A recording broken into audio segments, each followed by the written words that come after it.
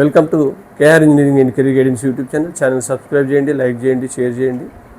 ఆసక్తి అయిన అభ్యర్థులు పర్సనల్ గ్రూప్లో చేరండి. జనరల్ గ్రూప్లో చేరాలనుకున్న వారు డిస్క్రిప్షన్లో ఇచ్చిన ఫోన్ నెంబర్ ద్వారా సంప్రదిస్తే సరిపోతుంది. మీకు గ్రూప్ లింక్ అయితే షేర్ చేయగలండి. పర్సనల్ గ్రూప్లో చేరిన వారికి 2026 సంబంధించిన అన్ని ఇంజనీరింగ్ కౌన్సిలింగ్ కంప్లీట్ అయ్యేంత వరకు మీకు పూర్తి గైడెన్స్ ఇవ్వడం జరుగుతుంది. కాబట్టి అవకాశాన్ని యూటిలైజ్ చేసుకోవాలని కోరుతూ మరి ఈరోజు ఒక బిగ్ అప్డేట్ ఏంటంటే మనకు అమృత యూనివర్సిటీకి సంబంధించిన కౌన్సిలింగ్ మరి చాలా రోజుల నుంచి కూడా చూస్తూ ఉన్నారు చాలామంది. మనకు ఒకవైపు ఎస్ఆర్ఎం కంప్లీట్ అయిపోయింది, ఎస్ఆర్ఎం రిజల్ట్స్ రావడం జరిగింది. చాలామంది ఎస్ఆర్ఎంలో సీట్లు పొందారు, కంగ్రాచులేషన్స్. మరియు బిట్లో కూడా ఫేజ్ 1లో చాలామంది అభ్యర్థులు సీట్లు పొందారు, వారికి కూడా శుభాకాంక్షలు తెలియజేస్తూ మరి అమృత కౌన్సిలింగ్ ప్రాసెస్ కూడా మనకు ఈ రోజు నుంచి అయితే ప్రారంభమవుతుంది. అమృత కౌన్సిలింగ్ను సిశాప్ అంటాం. సిశాప్ చాలామంది సిశాప్ అనుకొని కన్ఫ్యూజ్ అవుతున్నారు. సిశాప్ మీన్ అంటే సెంట్రల్ సీట్ అలొకేషన్ ప్రాసెస్. అమృత కౌన్సిలింగ్లో ప్రవేశాన్ని నిర్వహించే కౌన్సిలింగ్ని మనం సిశాప్ అంటాం, సెంట్రల్ సీట్ అలొకేషన్ ప్రాసెస్. ఈ సిశాప్కి అమృతలో మీరు రాసిన ర్యాంకు కానీ లేదా జేఈలో స్కోర్ కానీ మీకు ఎలిజిబిలిటీ అవుతుంది. 70% సీట్లను అమృత అంటే AEEE అమృత ఇంజనీరింగ్ ఎంట్రన్స్ ఎగ్జామినేషన్ వచ్చిన స్కోర్ ద్వారా 30% సీట్స్ని జేఈ మెయిన్ స్కోర్ ద్వారా ఫిలప్ చేయడం జరుగుతుంది. మరి మీరు సిశాప్కి రిజిస్ట్రేషన్కి అప్లై చేయడానికి 5000 రూపీస్ చెల్లించి మీరు అమృత ర్యాంక్ ఉంటే అమృత ర్యాంకు దానిలో ఎనేబుల్ చేయండి. జేఈకి సంబంధించి పర్సంటేజ్ ఉంటే జేఈ పర్సంటేజ్ ఎనేబుల్ చేయండి. రెండు ఉన్నవాళ్ళు రెండు ఎనేబుల్ చేయండి. దాంట్లో ఏది బెస్ట్, ఏది అవకాశం మంచిగా ఉంటే దాన్ని తీసుకొని మీకు సీట్ అలొకేషన్ చేయడం అయితే జరుగుతుంది. మరి ఈరోజు ఒక్కసారి షెడ్యూల్కి సంబంధించి మనం సిశాప్ అమృత కౌన్సిలింగ్ సంబంధించి షెడ్యూల్ని ఒకసారి పరిశీలించినైతే ఈ రోజు నుంచి ఇమీడియట్గా మనకు సిశాప్ రిజిస్ట్రేషన్ అయితే ప్రారంభమవుతుంది. మరి 5000 రూపీస్ మీరు కౌన్సిలింగ్ ఫీజు ఉంటుంది. దీనిలో కొంత మనకు సంతోషించదగ్గ విషయం ఏంటంటే అమృతలో మీరు 5000 రూపీస్ చెల్లించి కౌన్సిలింగ్లో పార్టిసిపేట్ చేస్తే మీకు ఒకవేళ సీట్ రాకపోతే మీరు పెట్టిన చాయిస్ ఫిల్లింగ్లో మీ 5000 రూపీస్ మీకు రీఫండ్ అవుతాయి. ఒకవేళ సీట్ వచ్చి మీరు జాయిన్ అవ్వకపోతే 5000 రూపీస్ నాన్ రిఫండబుల్ అవుతాయి. ఇది జాగ్రత్తగా గుర్తించండి. మరి ఈ రోజు నుంచి మనకు May 25 వరకు సిశాప్ రిజిస్ట్రేషన్ చేసుకోవడానికి అవకాశం అయితే ఉంది.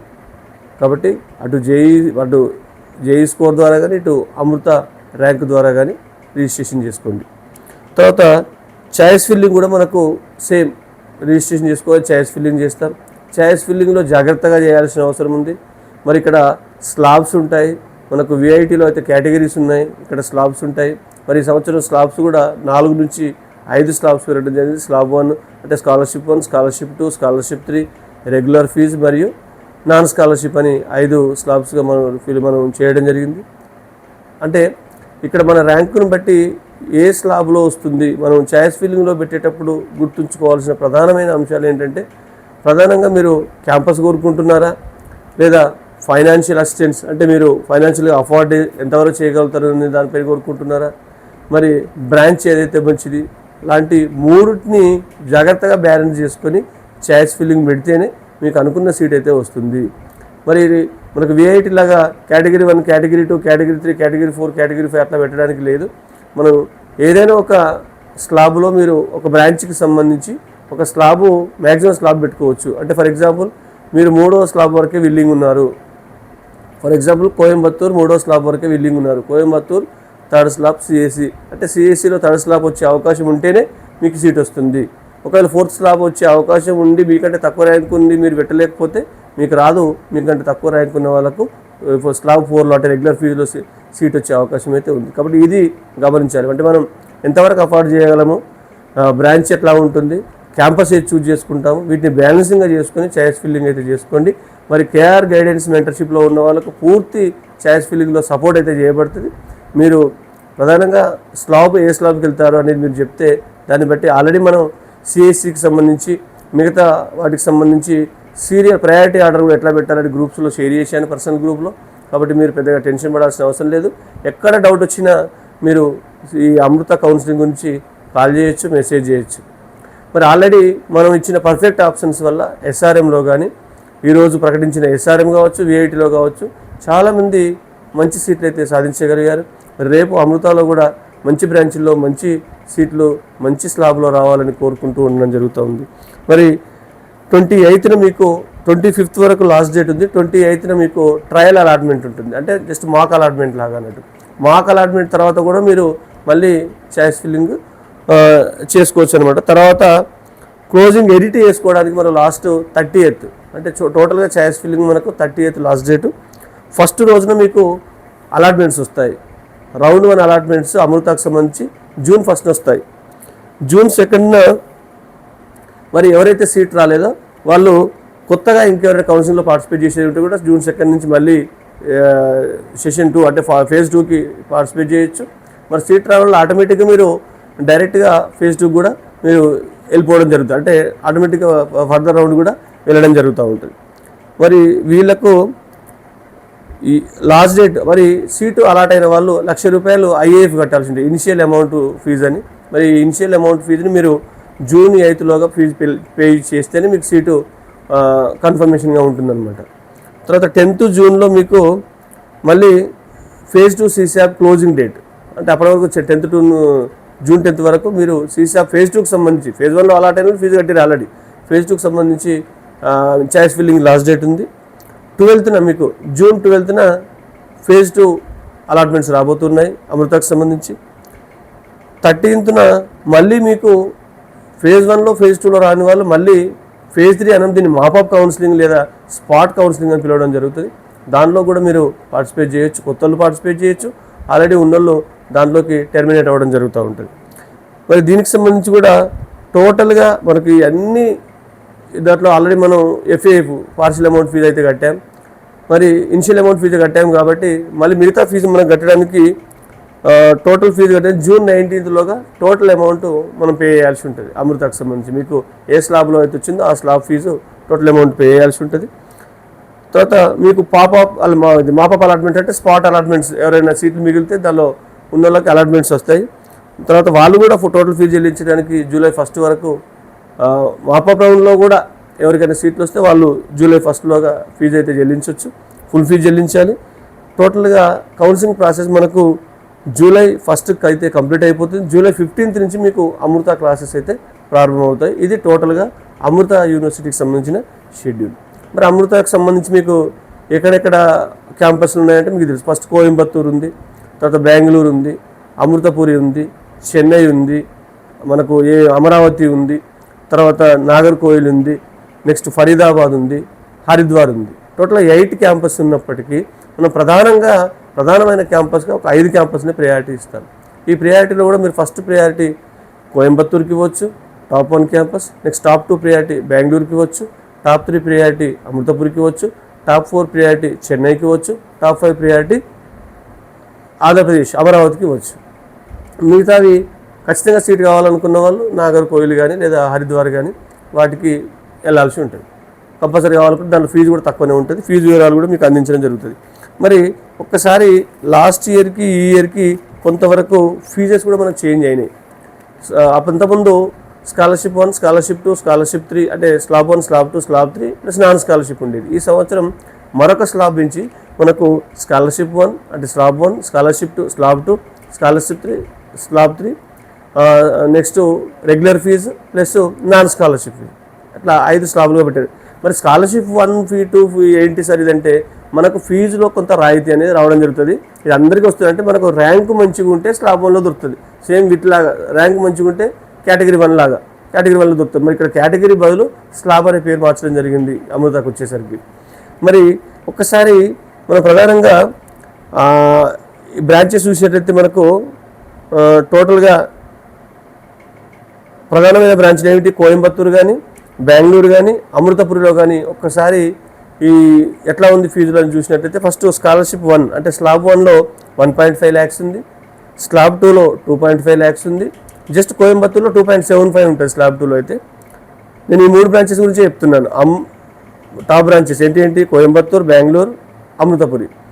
స్లాబ్ 1లో 1.5 lakhs, స్లాబ్ 2లో 2.5 lakhs, కోయంబత్తూరులో అయితే 2.75, స్లాబ్ 3లో 3.5 lakhs, కోయంబత్తూరులో అయితే 4 lakhs, స్లాబ్ 4లో అంటే రెగ్యులర్ ఫీజులో 4.5 lakhs అమృతపురి బెంగళూరులో, కోయంబత్తూర్ అయితే 5.25 lakhs. స్లాబ్ 4 అంటే నాన్ స్కాలర్షిప్, అంటే మాకు ఎలాంటి ఫీజు అనేది చెల్లించడానికి సిద్ధంగా ఉన్నామనే నాన్ స్కాలర్షిప్లో 6 lakhs ఉంది. అది అమృతపూర్లో కానీ, బెంగళూరులో కానీ, కోయంబత్తూర్లో కానీ. ఇకపోతే చెన్నై మరియు అమరావతిలో ఫీజులు చూసినట్లయితే ఇక్కడ కొంతవరకు ఆ 3 టాప్ క్యాంపస్లతో పోలిస్తే ఇక్కడ కొద్దిగా తక్కువ ఉంటుంది ఫీజు. దీనిలో స్కాలర్షిప్ 1లో 1.5 lakhs చెన్నై అమరావతి, స్కాలర్షిప్ 2లో 2.25 lakhs, స్కాలర్షిప్ 3 lakhs, స్కాలర్షిప్ 4 అంటే regular fees 3.75 lakhs, non scholarship 4.5 lakhs. ఈ 2 క్యాంపస్లు. ఇక మిగతా క్యాంపస్లు ఏవైతే మనం నార్మల్ క్యాంపస్లు అనుకున్నామో, నాగర్సోయిల్ కానీ, ఫరీదాబాద్ కానీ, హరిద్వార్లో కానీ, ఇక్కడ 4 స్లాబ్సే ఉన్నాయి. ఇక్కడ స్లాబ్ 1 వచ్చేసి 1.25 lakhs, స్లాబ్ 2 వచ్చేసి 2 lakhs, స్లాబ్ 3 వచ్చేసి 2.65 lakhs, నాన్ స్కాలర్షిప్ లేదా స్లాబ్ 4 వచ్చేసి 3.25 lakhs. ఇక్కడ ఫీజెస్ తక్కువ ఉన్నాయి. మరి ఇవి ఇప్పుడిప్పుడే కొంత అప్డేట్ అవుతున్న బ్రాంచ్లు కాబట్టి, క్యాంపస్లు కాబట్టి వీటికి కొంత తక్కువనే ప్రయారిటీ ఉంటుంది. కాబట్టి ఈ టాప్ 5 క్యాంపస్ అయితే ఓకే. మరి దీంట్లో మనం చూసేటైతే బ్రాంచెస్ కూడా ఎక్స్ట్రాడినరీ బ్రాంచెస్ మనకు అమృతాలో కనిపిస్తాయి. మనకు సిఎస్సికి సంబంధించి కూడా సిఎస్సి ఉంది, ఏఐ ఉంది, artificial and data science AIDS మీద కూడా బ్రాంచెస్ ఉన్నాయి, ఆర్టిఫిషియల్ ఇంటెలిజెన్స్ మీద కూడా సబ్ బ్రాంచెస్ ఉన్నాయి. దాంట్లో మనం ప్రయారిటీ ఆర్డర్ ఎట్లా ఇవ్వాలి అనే దాని గురించి మనం మన గ్రూప్లో, పర్సనల్ గ్రూప్స్లో అయితే షేర్ చేయడం జరిగింది. మరి మీకు పర్సనల్ గ్రూప్లో లేదా మీకు అమృత కౌన్సిలింగ్లో సంబంధించిన ఏవైనా సహాయం కావాలనుకుంటే డైరెక్ట్గా డిస్క్రిప్షన్లో ఇచ్చిన ఫోన్ నెంబర్ ద్వారా అయితే సంప్రదించవచ్చు. డెఫినెట్గా మీకు సహాయం చేయడం అయితే జరుగుతుంది. మరి ఒకసారి సీట్ అలాట్ అయిన తర్వాత అమృతాలో ఒక 3 points మనకు చాలా చాలా ఉపయోగపడతాయి. జోసా కౌన్సిలింగ్లో మనకి ఎట్లయితే ఫ్లోట్ కానీ, ఫ్రీజ్ కానీ, స్లైడ్ కానీ ఆప్షన్స్ ఉన్నాయో, ఇక్కడ కూడా మనకు 3 options ఉంటాయి. ఏంటి సార్ ఆ 3 options అనేది ఒకసారి చర్చిద్దాం. దానిలో ప్రధానంగా చూసినట్లయితే మనకు మరి సార్ ఛాయిస్ ఫిల్లింగ్లో ఎన్ని ఛాయిస్ ఫిల్లింగ్స్ పెట్టుకోవచ్చు అంటే మినిమం ఒక ఛాయిస్ ఫిల్లింగ్ పెట్టాలి. అమృత కౌన్సిలింగ్లో మ్యాక్సిమం 60 ఛాయిస్ ఫిల్లింగ్స్ వరకు, మీరు 60 అకాడమిక్ ప్రిఫరెన్సెస్ వరకు పెట్టుకునే అవకాశం అయితే ఉంటుంది. అంటే maximum number of choice preferences are 60. మరి ఇక్కడ ఏంటి సార్ ఈ 3 points అంటే ఫస్ట్ వన్ వచ్చేసి మీకు సీట్ అలాట్ అయిన తర్వాత మీకు ఆల్రెడీ ఫర్ ఎగ్జాంపుల్ మీరు కోయంబత్తూర్లో స్లాబ్ 1లో సీట్ ఆశించారు, మీకు ఫస్ట్ రౌండ్లోనే కోయంబత్తూర్లో స్లాబ్ 1లో సీట్ వచ్చేసింది, అంటే మీరు ఆశించిన సీట్ వచ్చేసినప్పుడు ఫస్ట్ ఆప్షన్ ఏంటంటే యాక్సెప్టెడ్ అండ్ కన్ఫర్మ్డ్. అంటే మీకు సీట్ యాక్సెప్ట్ చేసి ₹1,00,000 ఏదైతే ఫీజు చెల్లించి మీరు సీట్ కన్ఫర్మ్ చేసుకోండి. మరి మీరు ఆల్రెడీ ఆశించిన సీట్ వచ్చింది కాబట్టి మీరు ఫర్దర్ రౌండ్కు వెళ్ళాల్సిన అవసరం అయితే లేదు, ఫర్దర్ రౌండ్స్కి వెళ్ళాల్సిన అవసరం అయితే ఉండదు. నెక్స్ట్ అంటే ఆల్రెడీ మీకు నచ్చిన సీట్ వచ్చింది కాబట్టి సెకండ్ వన్ ఏంటంటే accepted and opt for upgrade, non upgrade. మరి ఇక్కడ కొంత లిటిగేషన్ ఉంటుంది. ఏంటి సార్ ఇదంటే మనకు ఆల్రెడీ సీట్ వచ్చింది కానీ మనం అనుకున్న బ్రాంచ్, అనుకున్న క్యాంపస్ రాలేదు. అనుకున్న బ్రాంచ్, అనుకున్న క్యాంపస్ రానప్పుడు సేమ్ ₹1,00,000 చెల్లించి మనం అప్గ్రేడ్కి వెళ్ళొచ్చు. అప్గ్రేడ్కి వెళ్ళడం వల్ల మీకు ఏదైనా క్యాంపస్లో చేంజ్ అవ్వచ్చు, ఏదైనా స్లాబ్లో చేంజ్ అవ్వచ్చు, జనరల్గా ఏదైనా బ్రాంచ్ చేంజ్ అయ్యే అవకాశం ఉంటుంది. అంటే మీకు ఫర్దర్ ఇంకా మంచి బ్రాంచెస్ వచ్చే అవకాశాలు అయితే భవిష్యత్తులో జరగబోయే, అంటే ఆల్రెడీ ఫేజ్ రౌండ్ 1 ఉన్న రౌండ్ 2లో కానీ రౌండ్ 3లో కానీ మార్పులు జరగవచ్చు. దానికంటే దీనికి కూడా మనం ఏం చేస్తామంటే ఆల్రెడీ కన్ఫర్మేషన్ ఫీజు 1 lakh కట్టేసి అప్గ్రేడ్కి వెళ్తాం. మరి నాన్ అప్గ్రేడ్ ఏంటంటే ఒక్కసారి ఇక్కడ జాగ్రత్తగా గమనించండి. అప్గ్రేడ్ మీన్స్ మీకు బ్రాంచ్ అయినా చేంజ్ అవ్వచ్చు, క్యాంపస్ అయినా చేంజ్ అవ్వచ్చు, స్లాబ్ అయినా చేంజ్ అవ్వచ్చు. బట్ నాన్ అప్గ్రేడ్లోకి వస్తే మీకు ఒకే క్యాంపస్లో స్లాబ్ మాత్రమే చేంజ్ కావాలి నాకు. అంటే ఫర్ ఎగ్జాంపుల్ నీకు కోయంబత్తూర్ వచ్చింది, కోయంబత్తూర్లో నీకు స్లాబ్ 1లో కావాలని ఉంది కానీ నీకు సీట్ స్లాబ్ 3లో వచ్చేసింది. ఇప్పుడు నాన్ అప్గ్రేడ్ కనుక పెట్టుకున్నట్లయితే మీకు కోయంబత్తూర్లోనే, మీకు క్యాంపస్ మారదు, కోయంబత్తూర్లోనే స్లాబ్ 1లో వచ్చే అవకాశం ఉంటే వస్తుంది, లేకపోతే ఈ సీట్ కన్ఫర్మేషన్గా ఇలాగే ఉంటుంది స్లాబ్ 4లో లేదా మనకు జనరల్ ఫీజులో. ఇది నాన్ అప్గ్రేడ్ అనమాట.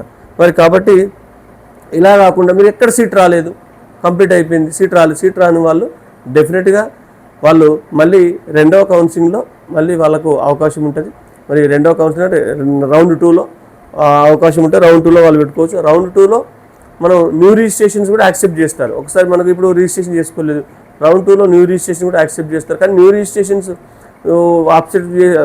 యాక్సెప్ట్ చేసినా ఇక్కడ మంచి మంచి సీట్లు ఆల్రెడీ వెళ్ళిపోతాయి కాబట్టి ఇప్పుడే రిజిస్ట్రేషన్ చేసుకుంటే రౌండ్ 1 నుంచి మీరు కౌన్సిలింగ్లో పార్టిసిపేట్ చేసుకుంటే 100% మీకు మంచి సీట్లు వచ్చే అవకాశం అయితే ఉంటుంది. ప్రధానంగా మనకు టాప్ 3 క్యాంపస్ ఏవైతే కోయంబత్తూరు కానీ, బెంగళూరు కానీ, అమృతపురి కానీ ప్రిఫరెన్స్ ఇవ్వండి. లేదు అనుకుంటే కనీసం ఇంకా మిగతా 2 క్యాంపస్లు కూడా మనకు చెన్నై కానీ, అమరావతి, మన తెలుగు రాష్ట్రాల్లో ఉన్న అమరావతి క్యాంపస్ కూడా మీరు ప్రిఫరెన్స్ అయితే ఇవ్వచ్చు. ఇప్పుడిప్పుడే ఇవి ట్రెండ్ అవుతున్నాయి. రాబోయే 4 ఇయర్స్లో డెఫినెట్గా అవి మంచి క్యాంపస్గా మారే అవకాశం ఉంది. జనరల్గా ఈ ఏవైతే టాప్ ఇన్స్టిట్యూషన్స్ ఉన్నాయో వీటి సెంట్రలైజ్ ప్లేస్మెంట్స్ వస్తున్నాయి కాబట్టి ఎక్కడ ఏ క్యాంపస్ ఉన్నా పెద్దగా ఇబ్బంది పడాల్సిన అవసరం లేదు. కాకపోతే టాప్ క్యాంపస్లో అయితే కొద్దిగా ఇన్ఫ్రాస్ట్రక్చర్ కానీ, ఫ్యాకల్టీ కానీ ఎక్కువ ఉండే అవకాశం ఉంది. మరి అమృతాలో జాయిన్ అయ్యేవారు గుర్తుంచుకోవాల్సిన మరొక అంశం ఏంటంటే కొంతవరకు ఫ్రీనెస్ అనేది తక్కువ ఉంటుంది. అంటే జనరల్గా విద్యార్థికి డిసిప్లిన్ అనేది చాలా అవసరం. అమృతాలో చదివే విద్యార్థులకు విలువలపై కూడా, అంటే హ్యుమానిటీస్ వాల్యూస్పై కూడా కొంతవరకు వీళ్ళు అంటే విద్యార్థులను వాళ్ళలో విలువలు పెంపొందించే ప్రయత్నం కూడా చేస్తారు. కాబట్టి కొంతవరకు విద్యార్థులకు అంత ఫ్రీగా అనిపించకపోవచ్చు కొందరికి. లేదు సిన్సియర్గా ఉండే స్టూడెంట్స్ కంటే ఇది బెటరే. కొంత ఓవర్ ఫ్రీనెస్ కాబట్టి వీటి కానీ ఎస్ఆర్ఎం అట్లాంటి వాటికైతే వెళ్ళండి. కాకపోతే ప్లేస్మెంట్ పరంగా కానీ, బ్రాంచెస్ పరంగా కానీ, అకాడమిక్స్ పరంగా కానీ బెస్ట్ పర్ఫార్మెన్స్ చేస్తున్న అమృత యూనివర్సిటీ మీరు చూస్ చేసుకోవచ్చు. మరి దీనికి సంబంధించి ఎట్లాంటి డౌట్స్ ఉన్నా మీకు క్లారిఫై చేయడానికి కేఆర్ గైడెన్స్ అయితే సిద్ధంగా ఉన్నది. మరిన్ని వీడియోస్తో మీ ముందుకు రావడం జరుగుతుంది. Thank you.